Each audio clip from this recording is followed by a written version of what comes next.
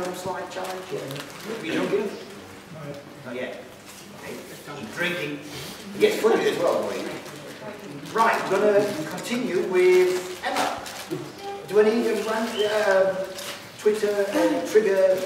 No. I think what's happened with my words this evening. Do you need a word? A trigger word. Ladies and gentlemen, Emma Sutton. So this is the story of the longest and hardest job interview I've ever done. And it kind of started 10 years ago. This is me and my husband, who's so tall he doesn't even fit on the slide.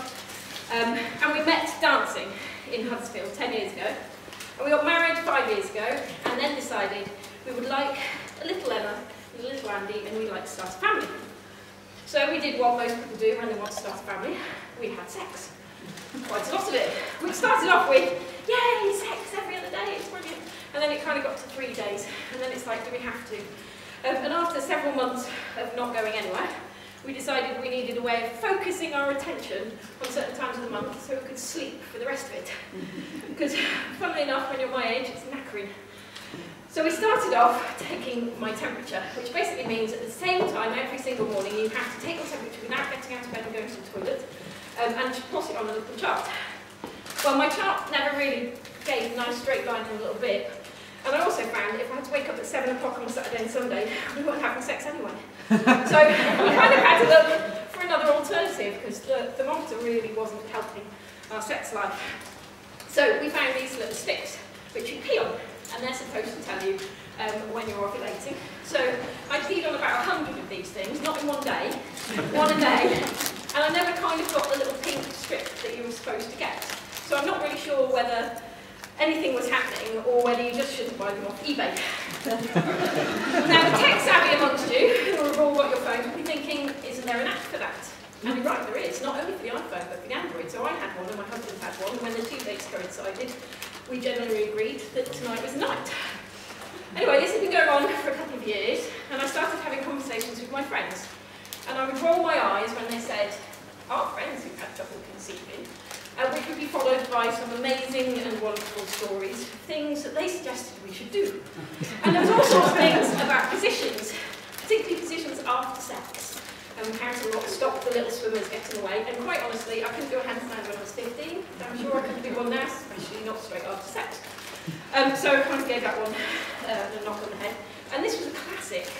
My friends couldn't conceive, and they got a dog, and then they conceived. Now, I'm not sure whether the physics actually is in any way related, because if it is, clearly that's why I'm where I am now. But as they say, a dog is for life, not just for conception. And then the third thing that people said a lot was to go on holiday. Just go on holiday. Well, anyone who's ever heard about the sort of holidays I have with my husband will also know that that's maybe not the best suggestion in the world. So after 3 years of trying, we went and took some experts, and we went to talk to our doctor. He's a wonderful doctor, but boy, he blushes when you talk about fertility and stuff like that. So he did check we were having sex, and we did agree that we were. And then they did some tests. And they did some tests, and all the tests came back fine. So they wrote in our notes, meh, which apparently is not a medical term, so they phrase it unexplained infertility, which basically says, we don't know. And they gave us two choices, which was not to have a family, or to have, this is test tube baby, or IVF, which we didn't want either. So at the end of this whole process, 4 years in, we're kind of getting a bit like, is this ever going to happen? And we started the longest job interview in the world. So it starts with a 90-minute telephone interview and some forms filling in, then an evening and some more forms filling in, then a 90-minute one-to-one person interview, some more forms, which seem very similar to the forms we've already filled in, but anyway, we're going with it.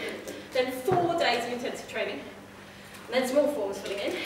Now we're going through a process where they put your life under a microscope, and they ask you incredible questions about your mother and your father, and what you liked about your childhood, and what you do differently, and what your religion is, and whether you like and know people of different cultures and races and people with disabilities, and they fill out 200 pages of reports about you. So a woman is coming around to our house once a week, and she's going to meet us for about 12 hours, and we're going to write this really long report. She's going to give the report to a room full of people who've never met us, but will meet us in February, and they'll meet us for 30 minutes, and they'll read a report by a woman who's met us for about 12 hours and written a 200-page report, but also spoken to 3 of our friends, and at the end of that process, they will decide whether we get the job. Do I get the job of being somebody else's parent? Am I good enough? Am I ready? Do I represent a risk to these children? And I think that day will probably be one of the most important days of my life. But I can't help thinking it would have been so much easier and quicker if I just could have got pregnant.